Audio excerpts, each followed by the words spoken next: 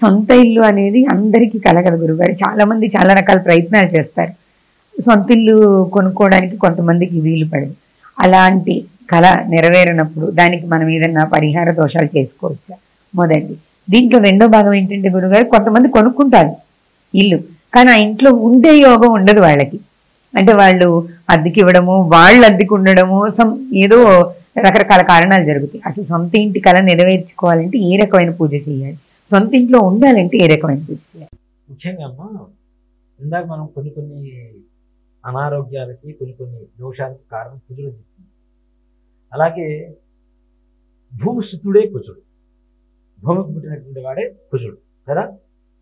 భూకారకమైనటువంటి యోగాలు, గృహకారకమైనటువంటి యోగాలు ఇవన్నీ కూడా కలగాలంటే కుజగ్రహ అనుగ్రహం కావాలి. అలాగే రియల్ ఎస్టేట్ వ్యాపారం చేస్తుంది వీళ్ళకు కూడా సంపూర్ణమైనటువంటి కుజగ్రహ అనుగ్రహం ఉంటేనే వ్యాపారంలో పైకి వస్తుంది. ఇప్పుడు చూడండి, గత 190 రోజుల నుంచి కుజస్తంభన యోగం ఉంది మనకి. మిథునం కర్కాటక రాశుల్లోనే దాదాపుగా 276 రోజుల పాటు కుజుడు ఉంటుంది.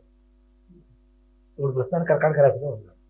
సెప్టెంబర్ 27వ తారీఖు వరకు కుజస్తంభన యోగంలోనే ఉంది ప్రస్తుతం. కుజుడు ఒక్కొక్క రాశిలో 45 రోజులు ఉంటాడు అంతే. అలాంటిది 276 రోజుల పాటు 2 స్థానాలు కొట్టుమిట్టాడుతున్నాడు అంటే స్తంభన యోగం అంటాం కదా. ఎప్పుడైతే ఇప్పుడు చాలా మంది చూడండి చెప్తూ ఉంటారు, రియల్ ఎస్టేట్ పడిపోయింది, రియల్ ఎస్టేట్ పడిపోయింది, రియల్ ఎస్టేట్ పడిపోయింది, సీఎం రేవంత్ రెడ్డి గారు వచ్చిన తర్వాత అది ఇదని చాలా మంది చెప్తున్నారు. ఆయన మీద ఒక కారణం కావచ్చు, అది వ్యక్తిగతంగా ఆయన నాకేమీ ఇది కాదు, నేను ఆయన ద్వేషిని కాదు, ఆయన్ని సపోర్ట్ చేసే వ్యక్తిని కాదు. కానీ ముఖ్యంగా ఇప్పుడున్నటువంటి రియల్ ఎస్టేట్ వ్యాపారం పడిపోవడానికి గల కారణం ఏమిటంటే కుజస్తంభన యోగం. ఆయన ఎప్పుడైతే మూవ్ అవుతూ ఉంటాడో వ్యాపారం జరుగుతూ ఉంటుంది. ఎప్పుడైతే ఒక చోట స్తంభించిపోతాడో వాళ్ళ వ్యాపారం కూడా స్తంభించిపోతాడు.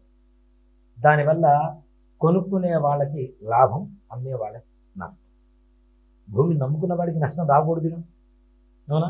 ఇప్పుడు 1,00,000 రూపాయలు పెట్టుకున్నవాడు ఇంకొక 20,000 అయినా కనీసం లాభం రావాలి, పెట్టుబడి పెట్టినందుకు, అంత కష్టపడ్డందుకు. అది కూడా రాకుండా 90,000కు అమ్ముకోవాల్సిన పరిస్థితులు వచ్చేసినాయి ఇప్పుడు. దేనివల్ల అంటే కుజస్తంభన యోగం అనేది సంపూర్ణంగా ఉంది. సెప్టెంబర్ 27వ తారీఖు దాటింది అంటే మరలా రియల్ ఎస్టేట్ రంగానికి పునర్వైభవం రాబోతుంది. ఈ లోపల కొనుక్కోవాలనుకునేటువంటి వాళ్ళంతా కూడా కొనుక్కోండి. తర్వాత కొంటాం అనేది మళ్ళీ అసాధ్యం. తప్పనిసరిగా మళ్ళీ రేట్లు పెరిగితే పునర్వైభవం మరలా. అంటే 2025 సెప్టెంబర్ 27 వరకు కుజస్తంభన యోగం. కొనుక్కోవాలనుకునే వాళ్ళందరికీ ఈ సమయం కరెక్ట్, మంచి సమయం, తక్కువలో వస్తుంది. మనము అంతకుముందు ఇండిపెండెంట్ హౌస్ కొనాలి అంటే 150 గజాలు కనీసం 1,50,00,000 పెట్టాల్సిన పరిస్థితి నుంచి గొడవలు 70 లక్షలు 80 లక్షలకి ఇండిపెండెంట్ హౌస్ వచ్చేస్తుంది. ఎందుకు వస్తుంది అంటే కేవలం కుజగ్రహ పరిస్థితి వల్లనే వస్తుంది కాబట్టి. అది అలానే కొంతమంది ఇల్లు కట్టడం ప్రారంభిస్తారు, మధ్యలో ఆగిపోతుంది కదా. అలాగే ఇల్లు కొనుక్కుందాం అని చెప్పి అడ్వాన్సులు ఇస్తూ ఉంటారు, క్యాన్సిల్ చేసుకుంటూ ఉంటారు. Including loss. ఇచ్చిన అమౌంట్ అడ్వాన్స్ మళ్ళీ కంప్లీట్గా వెనక్కి ఇవ్వరు. కొన్ని రోజుల తర్వాత వెనక్కి తీసుకుంటాము అంటే 1,00,000 2 లక్షలు లాస్ అవ్వాలి. 4-5 సార్లు 10 సార్లు 15 సార్లు ఎంత ప్రయత్నిస్తున్నా ఇలానే అవుతుంది. భూమి ఉంటుంది, ఇల్లు కడదామంటే డబ్బులు దాచిపెట్టుకుంటారు. ఆ డబ్బు దాచిపెట్టిన డబ్బు దేనికి దానికి ఖర్చు అయిపోతుంది. ఇల్లు ప్రారంభం కావడానికి కొంత కష్టం. ఇప్పుడు బ్యాంకులోని వాళ్ళన్నా కొంతవరకైనా మనం పెట్టాలి. అలాంటిది ఏమీ లేకుండా ఇల్లు కట్టలేనటువంటి యోగం. అలాగే మీరు చెప్పినట్టుగా ఇల్లు కొంటారు, కొనేసి కొన్ని రోజుల తర్వాత ఇంకో ఇంటికి పోయి ఈ ఇల్లు అద్దెకిస్తూ, కొంతమంది లోన్లు తీసుకుంటారు, అవి కట్టలేక బ్యాంకు మరలా రికవరీ చేసుకొని మరలా దాన్ని వేలం వేయటం, వేరే వాళ్ళు ఎవరు కొనుక్కోవడం జరుగుతుంది. నిజంగా ఓ మాట చెప్పాలి అంటే వాస్తు వాస్తు వాస్తు అందరూ కొట్టుకుంటూ ఉంటారు. అది అక్కడ ఉండాలి, ఇది ఇక్కడ ఉండాలి, ఇది ఇక్కడ ఉండాలి అని. ముఖ్యంగా చెప్పాలంటే భూమి చక్కగా వాస్తు కావాల్సింది ఏంటి? మనం ఎంత గోడలు కట్టినా భూమి మీదనే కడుతూ ఉంటాం కదా. మరి దీనికి కావాల్సింది ముఖ్యంగా ఏంటంటే భూమిని పట్టుకొని చూస్తే అది కరెక్ట్గా ఉందా లేదా అని తెలిసిన తర్వాత ఇల్లు కట్టుకోవడం మంచిది. నన్ను అడిగి శల్య దోషాలు ఉంటాయి లోపల, భూమిలో ఎముకలు ఇవన్నీ కొన్ని. ఇప్పుడు మనం ఇల్లు కడుతున్నాం హైదరాబాద్లో ఉంటే ఏది సమాధిలో తెలియదు, ఏది శ్మశానమో తెలియదు, ఏది పొలమో తెలియదు, ఏది ఇల్లు నివాస యోగ్యమైనటువంటి స్థానం ఏది చెరువో తెలియదు. అన్ని చోట్ల కట్టేస్తుంది. మరి పూర్వకాలంలో పొలాలలోనే సమాధులు కట్టుకునేవాళ్ళు. మరి అవి పైన ఊరికి తోమేసి లోపల కట్టుకుంటామంటే లోపల ఉన్నటువంటి శల్యాలు ఊరుకుంటాయా? ఇప్పుడు మా ఇంట్లోకి వచ్చి నన్ను బయటికి నెట్టి ఇంకోటి కట్టుకుంటానంటే నేను ఊరుకుంటానా? మరి వాటికి ఒక స్థలం ఇచ్చినప్పుడు వాటి స్థలం వాడుకుంటాను, కానీ నేను వాటి లోపల అట్లానే వచ్చేసి వాటి మీద నేను నడుస్తూ ఉంటాను, అది చేస్తుంటాను, నా ఇల్లు కరెక్ట్గా ఉండాలంటే ఎట్లా ఉంటుంది? ఉండదు. ఇంట్లో అనారోగ్యం, అలాగే అశాంతి, ఆర్థిక ఇబ్బందులు, రుణబాధలు, భార్యాభర్తల మధ్య గొడవలు, ఇవన్నీ కూడా విపరీతంగా వస్తుంటాయి. అందుకనే నేను అదే వాస్తు చూడండి అని చెప్తే ఒకటే మాట చెప్తా, నేను వాస్తు చూడండి మీ ఇంట్లో బట్టి తీసుకోవడానికి నేను చెప్తానని చెప్తాను. అది కరెక్టా కాదా, మంచిదా కాదు? మనిషి బాగుంటే ఏ షర్ట్ వేసుకున్నా బాగుంటాడు అన్నాను. మనిషి బాగుండకపోతే ఏ షర్ట్ వేస్తే ఏముంది, సూట్ వేస్తే ఏముంది, బంగారు చొక్కా వేస్తే ఏముంది? అవునా? భూమి బాగుంటే ఏ రకమైనటువంటి గోడలు కట్టినా నిజంగా బాగుంటుంది. అసలు భూమి మంచిది కాదన్నప్పుడు బ్రాహ్మణ, క్షత్రియ, శూద్ర భూములు అని చెప్పి 3 రకాల భూములు ఉంటాయి. అవి వాసనతోనే మాకు అర్థమైపోతుంటుంది ఆ భూమిలో ఉండేటువంటి లక్షణాలు ఏంటంటే. లేదు, నిజంగా మీరు ఒక దేవుడిని నమ్ముకోండి, నిత్యం అదే దేవుడికి మీరు ప్రార్థన చేస్తున్నారు, పూజలు చేస్తున్నారు అనుకోండి, అక్కడ బట్టి పట్టుకుంటే మీరు కళ్ళు మూసుకుంటే తప్పనిసరిగా లోపల ఉండేటువంటి దోషాలు ఏంటో భగవంతుడు అట్లా చూపిస్తూనే ఉంటాడు. అంటే మనం కరెక్ట్గా అనలైజ్ చేసుకోగలిగితే తప్పనిసరిగా తెలుస్తుంది. ఈ మధ్య ఒక సినిమా డైరెక్టర్, రైటర్, ఒక ఇల్లు మారుతున్నాను, నాకు బాగా క్లోజ్ ఫ్రెండ్ ఆయన, ఇల్లు మారుతున్నాను, ఒకసారి ఇల్లు చూద్దు రావా వెళ్ళాను. వద్దు సార్ అని. ఎందుకు? బాగుంది, ఇల్లు బాగుంది, మంచిగా ఉంది, మరి ఎవరు వేసుకొని చనిపోయారు సార్ అని చెప్పాను. అంటే ఎవరు వేసుకొని చనిపోవడం ఏంటి, ఊరుకోను. లేదు సార్, పక్క వాళ్ళని పిలవండి అని పిలిచారు. అమ్మ, ఇంట్లో ఎవరైనా ఊరేసుకొని చనిపోయారు ఆడవాళ్ళు? ఆవిడ నోరు తెచ్చింది. ఏమైందమ్మా? అవునండి, తెల్లగా ఉంటుంది, బొట్టు పెట్టుకుంది, పెద్ద బొట్టు పెట్టుకుంటుంది, పెద్ద లోలాకు ఉంటుంది చూడచ్చు, మంచిగా జడ ఒత్తుగా జుట్టు ఉంటుంది. అవునండి, మీకు తెలుసా ఆవిడ? లేదమ్మా, అక్కడ లోపల కనపడుతుంది నేను చెప్పాను. ఆవిడ హ్యాంగ్ చేసుకొని కనపడుతుంది. అంటే మనం నమ్ముకున్న దైవం ఏదైతే ఉందో అది చూపిస్తుంది తప్పనిసరి. అలాగే భూమిలో ఉండేటువంటి అంటే లోపల అంతర్గతంగా ఉండేటువంటి శల్యదోషాలు కావచ్చు, అలాగే జంతువధ, వృక్షవధ, పక్షివధ, 3 రకాల వధలు. జంతువధ, జంతువులు చంపేసి అక్కడ పడేసి లోపల బోన్స్ లోపలికి పోయింది. వృక్షవధ, పచ్చడి చెట్టును నరికి ఇల్లు కట్టుకుంటారంటే చెట్టు ఇరుకుంటుంది, దానికి ప్రాణం ఉంది, అవునా? అలాగే పక్షివధ, అసలు నిజంగా చెట్టు ఎందుకు పుట్టకూడదు అంటే చెట్టు తీసి పక్కన పెడతాం, పచ్చగా ఉంటుంది, బాగానే ఉంటుంది, చల్లగా గాలిస్తుంది, దాన్ని ఆశ్రయించుకొని కొన్ని పక్షులు ఉంటాయి కదా, వాటి జీవాన్ని మనం తీసేసినట్లే కదా. అలాగే బావులు, పూర్వకాలంలో పురాతనంలో ఉండేటువంటి బావులు బూట్ చేసి ఇల్లు కడుతూ ఉంటారు. మరి జలచరాలు ఎంత ఆశ్రయించుకొని ఆ భాగం ఉంటాయి లోపల, తాబేడు కావచ్చు, లేదా చేపలు కావచ్చు, అవునా? జలచరాలు ఉంటాయి కదా, వాటి ఆవాసాన్ని కూడా మనం తీసేసినటువంటి పాపం మనకు వస్తుందా లేదా? ఇవన్నీ పాపాలే, ఇవన్నీ చేస్తూ ఉన్నాం. ఇంట్లో మంచిగా ఉండాలి, మళ్ళీ ఆ స్థలం బాగుండాలని కోరుకుంటాం.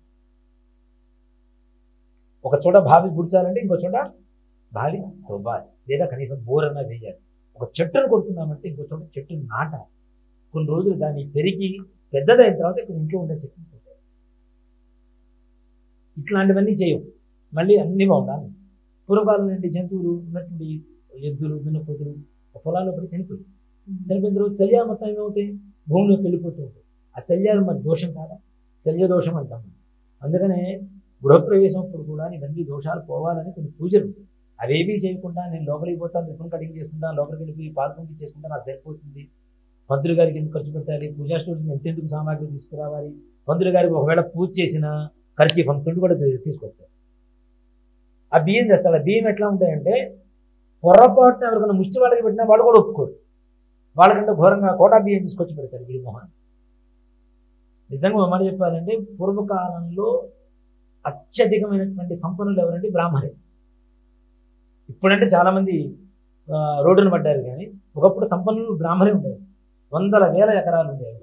వాడు తినడానికి బియ్యం ఏమాత్రం తక్కువ తినేవాడు, మంచి బియ్యం తినేవాడు, పెట్టేది అట్లానే పెట్టేవాడు, తినేది అలానే తినేవాడు. అలాంటి వాడికి అలవాట్లు ఈ ఇంట్లో వాడవు, మళ్ళీ అమ్మో ఇంట్లో కడుపులో నొప్పి వస్తుంది. చివరికి దోశలు కూడా వాడు ఇంటి ముందు ముగ్గేసుకునే దానికి వాడుతుంటావు.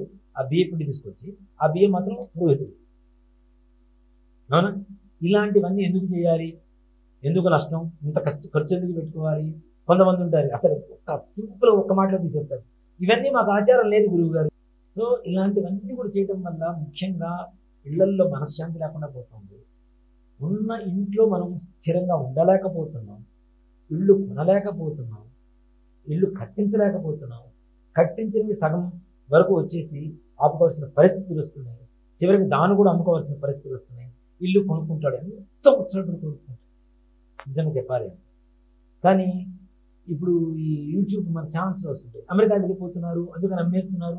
అమెరికానా వాడు వంద, ఇక పక్కన ఇంకో చోట ఇల్లు కొనుక్కుంటాడు. అంటే ఆ ఇంట్లో ఏదో వాడికి అశాంతి, సెంట్రీగా ఫీల్ అవుతున్నాడు వాడు. లోపల ఏదో ఆ ఇంట్లో పోయినప్పటి నుంచి వాడికి ఏదో మానసికమైనటువంటి రోగము, ఇంట్లో అనారోగ్యము, భార్యాభర్తలు, లేదంటే ఆర్థిక ఇబ్బందులు, పెద్దవాడు ఎవరో ఒకటి చనిపోవడము, ఏదో ఒక రకమైనటువంటి కలుగుతుంది. దానికి ఇంకో పేరు పెడుతున్నాడు, వాస్తు అనే ఒక పేరు పెడుతుంది. వాస్తు లేదు అందుకని ఇట్లయింది, అట్లయింది, ఇట్లయింది, ఇట్లయింది. అసలు భూమి చక్కగా ఉండాలి కదా. అలానే భూ సంపాదన అనేటువంటి భూమిని సంపాదించుకోవాలన్నా, ఇల్లు కొనుక్కోవాలన్నా, కొనుక్కున్న ఇంట్లో స్థిరంగా ఉండాలి అన్నా, అలాగే వ్యవసాయ భూములు కూడా మనం మరింతగా పెంచుకునేటువంటి పరిస్థితి రావాలన్నా, మన దగ్గర ఉన్నటువంటి వ్యవసాయ భూముల్లో వ్యవసాయం చక్కగా సాగు కావాలన్నా, సాగు చేసిన భూమిలో మంచి పంటలు పండాలన్నా, నిజంగా చెప్పాలంటే వారాహి అమ్మవారికి మించినటువంటి శక్తి పోతుంది. భూమికి సంబంధించిన ఏ వివాదాలైనా సరే తప్పనిసరిగా గృహయోగం కావాలా, వారాహి పూజించాలి. చాలామంది వారాహి అమ్మవారు ఉగ్రంగా ఉంటుంది, ఆమెను పూజించవచ్చా? అదే చెప్తున్నా కదా, ఒక 100 రూపాయల నోటు ఎలా ఉంటుందో దేవతా శక్తి అలానే ఉంటుంది. మంచివాడి చేతిలో ఉంటుంది మంచిగా ఉంటుంది. మంచివాడి చేతిలో ఉంటే ఏం చేస్తాడు, వాడు తింటాడు, వాడు కడుపు నిండితే నలుగురు పెడతాడు. చెడ్డవాడి చేతిలో ఉంటే ఏమవుతుంది, వాడు తాగుతాడు, మిగిలిన వాళ్ళకి తాగిస్తాడు. దానికి దీనికి ఉండే తేడా అదే, అంత మించి ఏం లేదు. అమ్మ అని చెప్పి పిలుస్తున్నాం కాబట్టి ఆవిడ ప్రసన్నంగా పూజ చేసుకోండి. ఉగ్రదేవి ఇప్పుడు ప్రతి మనిషిలోనూ ఉగ్రం ఉంటుంది, ప్రసన్నము ఉంటుంది, ప్రేమ ఉంటుంది, ద్వేషం ఉంటుంది, సుఖం ఉంటుంది, కష్టం ఉంటుంది, చీకటి ఉంటుంది, వెలుతురు ఉంటుంది. మరి నీలోనే ఉన్నప్పుడు ప్రపంచాన్ని ప్రపంచేటువంటి శక్తి ఆవిడ ఎంత ఉండాలి, అవునా? కాబట్టి వారాహి అమ్మవారికి పూజ చేయడం అనేది నిజంగా నేను సంపూర్ణంగా నమ్ముతాను. ఎలా చేయాలి గురుగారు ఇది? ఇప్పుడు మీ ఇల్లు నిలబెట్టుకోవాలన్నా, ఇల్లు కొనుక్కోవాలన్నా, మీరు అన్నట్టు అమ్ముకోకుండా అదే ఇంట్లో ఉండాలన్నా నిజంగా అంటే నాకు జరిగిన ఒక ఎగ్జాంపుల్ చెప్తాను. నేను ఒక గుడి కట్టించాను, అమ్మవారి ప్రత్యేకంగా అమ్మవారి దేవాలయం కట్టించినప్పుడు అది 137 గజాలంటే కేవలం.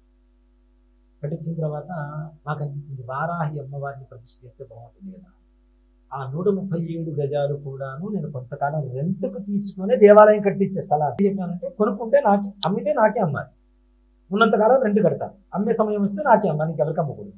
ఈ అగ్రిమెంట్ మీద తీసుకుంటాను. సో అమ్మితే నాకే కదా, నేను గుడి కట్టుకోవడంలో తప్పు లేదు. కాబట్టి గుడి కట్టించాను, అమ్మవారి ప్రత్యేకంగా అమ్మవారికి వారాహి అమ్మవారి ప్రతిష్ఠ చేశాను. సెప్టెంబర్లో ప్రతిష్ఠ చేశాను, 2023 సెప్టెంబర్లో ప్రతిష్ఠ చేశాను. 2024 ఫిబ్రవరి నాటికి ఆ గుడి కట్టిన స్థలం కాకుండా పక్క స్థలం కూడా ఉంది. ఇదిలా ఉంటే నా వ్యక్తిగతంగా కూడా నేను కొనుక్కున్నా 2 స్థలాలు. మరి వారాహి అమ్మవారి అనుగ్రహం. వారాహి నవరాత్రి చేశాము మొన్న 2024లో కూడా ఆషాఢ మాసంలో చేసిన వెంటనే 2 స్థలాలు తీసుకున్నాను నా సొంతగా. సో అంటే ఇలాంటి వాటికి కారణమైనటువంటి వారాహి అమ్మవారిని ఆరాధించడం తప్పైతే కాదు. నేను వీడియోలు చేసినప్పుడు కొంతమంది చూసి వారాహి అమ్మవారిని పూజించి గృహయోగాలు కలిగి భార్యాభర్తల మధ్య ఒక సంయమనం అనేది కుదిరి ప్రశాంతంగా ఉన్నామని చెప్పి నాకు ఫోన్లు చేసిన వాళ్ళు కొన్ని వందల మంది. వారాహి అమ్మవారిని చెప్పారు, మీరు నేను చేశాను గురుగారు, ఇల్లు కొనుక్కున్నాను గురుగారు. ఒక పెద్ద సిద్ధాంతి గారి అన్న కూతురుతో సహా నాకు ఫోన్ చేసి నా దగ్గరకు వచ్చి అపాయింట్మెంట్ తీసుకొని వచ్చి కలిశారు. పెద్ద సిద్ధాంతి పేరు చెప్పుకోవడం దేనికి కానీ లేరు, వారు ఇప్పుడు కాలం చేశారు పెద్ద ఆయన. వారి అన్న కూతురు ఆవిడ కూడా జ్యోతిష్ శాస్త్రం సంపూర్ణంగా తెలుసుకున్న ఆవిడ పెద్ద పెద్ద సభలు నిర్వహిస్తుంటారు, జ్యోతిష్ శాస్త్రానికి సంబంధించినటువంటి సభలు నిర్వహిస్తుంటారు దేశ విదేశాల్లో కూడా. అలాంటి ఆవిడ ఈ వీడియో చూసి నేను చేశాను, ఇల్లు కొనుక్కున్నాను అయ్యా, నీ దగ్గరకు ఒకసారి వచ్చి కలుద్దాము అని చెప్పి వచ్చాను అని చెప్పి అపాయింట్మెంట్ తీసుకొని వచ్చి కలిశారు. వాళ్ళ అమ్మాయి పేరు కూడా పేరు పెట్టారమ్మా, అసలు వాళ్ళ ఆలోచనకి తట్టుకోలేము అసలు. ఆ పేరు కూడా గుర్తు రావడానికి సరిగా. రాముడికి ఉండేటువంటి ఒక శక్తి పేరు అమ్మాయికి పెట్టారు. ప్రపంచంలో గూగుల్లో కొడితే కూడా ఆ పేరు అమ్మాయికి తప్పితే ఇంకెవరికి లేదు. ఫస్ట్ పర్సన్ అమ్మాయి ఉంది, ఇంకెవరు లేరు ఇంతవరకు ఆ పేరు పెట్టుకున్న వాళ్ళు. అంత గొప్ప వాళ్ళు కూడా ఆ వీడియో చూసి మీరు చెప్పిన విధానం చేసి నేను ఇల్లు కొనుక్కున్నాను, హ్యాపీ అడ్వాన్స్ ఇచ్చాను, అందుకే నేను తెలవడానికి వచ్చాను అని అన్నారు. మంచిగా అంతకుమించి కావాల్సింది ఏమిటమ్మా మనకి? ఇప్పుడు సర్వసాధారణమైనటువంటి వ్యక్తులు నమ్మవచ్చు, కానీ విషయం తెలిసిన వ్యక్తులు విషయం ఉంటేనే నమ్ముతారు, లేకపోతే అంత ముందుకు రారు కదా. కాబట్టి వారాహి అమ్మవారికి ప్రతిరోజు కూడా రాత్రి సమయంలో పూజ చేయడం, పెద్ద మంత్రాలు తంత్రాలు ఇవన్నీ, కొద్దిగా పెరుగన్నం, దాంట్లో దానిమ్మ గింజలు వేసుకోండి, ప్రముఖమైన గింజలు వేసుకోండి. లేదా మనకి వాటర్ మిలన్ పుచ్చకాయ వస్తుంది కదా, పుచ్చకాయ ముక్కలు కానీ దానిమ్మ గింజలు కానీ అమ్మవారికి నివేదన పెట్టవలసినవి. ఏం చేయాలి మరి? అమ్మవారి పటం పెట్టుకోండి, ఇంకా చిన్న ఆవ నూనె ఉంటుంది కదా, ఆవాల నూనె, ఆవ నూనె మనం పచ్చళ్ళలో ఎక్కువగా ఆవకాయలు వేస్తూ ఉంటాం. ఆవ నూనెతో దీపారాధన చేయండి అమ్మవారిని. కొత్త ప్రమిదలు తీసుకోండి, ఇంట్లో ఉన్న ఇది కూడా కలిగి కొత్త ప్రమిదలు రెడీ తీసుకోండి, దీపారాధన పెట్టి అమ్మవారి ముందు కూర్చోండి. అమ్మవారికి అవకాశం ఉంటే అష్టోత్తరం పూజ చేసుకోండి, లేదా అమ్మవారి కవచం ఉంటుంది, వారాహి కవచం. కవచం ఇప్పుడు ఓ మాట చెప్పాలంటే నేను చదవద్దు అని ఎందుకు చెప్తున్నానంటే, చదివితే తప్పులు చదువుతుంది, చాలా వరకు అక్షర దోషాలు ఉంటాయి. అక్షర దోషం అనేది చాలా ముద్రారా అంటే దానివల్ల లేనిపోంది వచ్చేటువంటి అనుకూలమైనటువంటి పరిస్థితుల కంటే కూడా ప్రతికూలంగా ఎక్కువగా ఉంటుంది. అంటే కొన్ని అక్షర దోషాలు మరి అర్థం కూడా పూర్తిగా మారిపోయేలా ఉంటాయి కదా. అనుభవం కూడా మనం చెప్పుకున్నాం. చండీ సప్తశతిలో కూడా భార్యాణం రక్షణ భైరవ్ అంటే భార్యాణం భక్షణ భైరవ్ అని చెప్పి చదువుతున్నాడు, అందుకని పోతుంది అని చెప్పి మనం చాలాసార్లు చెప్పుకున్నాం.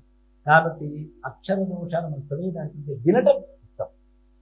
యూట్యూబ్లో చక్కగా వస్తుంది, వినండి.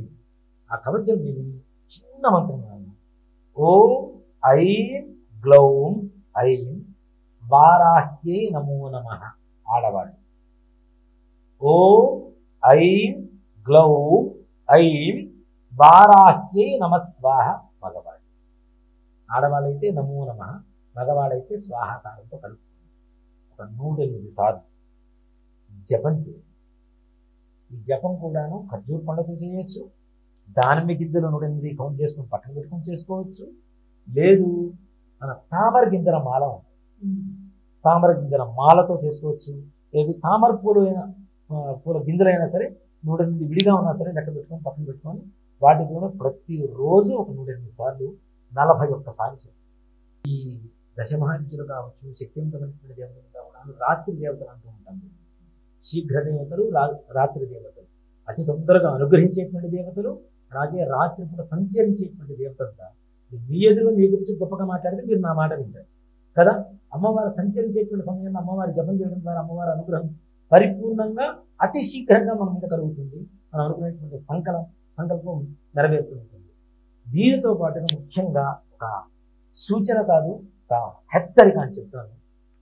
ఓం నమ శివాయ అనేటువంటి మంత్రం చేయకుండా ఏ ఒక్కరు కూడా ఈ యొక్క అమ్మవారిని ఉపాసన కానీ మంత్ర జపం కానీ పూజ కానీ చేయకూడదు. అలా చేయటం ద్వారా భార్యాభర్తలు ముందు శివపంచాక్షరి మంత్ర జపం చేయాలి. చేసిన తర్వాత మాత్రమే ఈ యొక్క అమ్మవారి మంత్రం కానివ్వండి, జపం కానివ్వండి, పూజ కానివ్వండి, లేదంటే ఈ కవచం పారాయణ కానివ్వండి, వినడం కానివ్వండి, ఇవన్నీ చేయండి. తప్పనిసరిగా పరిపూర్ణమైనటువంటి వారాహి అనుగ్రహంతో ఇల్లు కొనుక్కోలేనటువంటి వాళ్ళు ఇల్లు కొంటారు, సగం కట్టేసి మానేసిన ఆపేసినటువంటి వాళ్ళు పూర్తి చేస్తారు. అలాగే కొనుక్కున్న ఇంట్లో ప్రశాంతంగా ఆ ఇంట్లో నివాసం ఉంటూ ఇంట్లో ఉండేటువంటి సమస్త దోషాలు నివృత్తి కలగడానికి అవకాశం ఉంటుంది.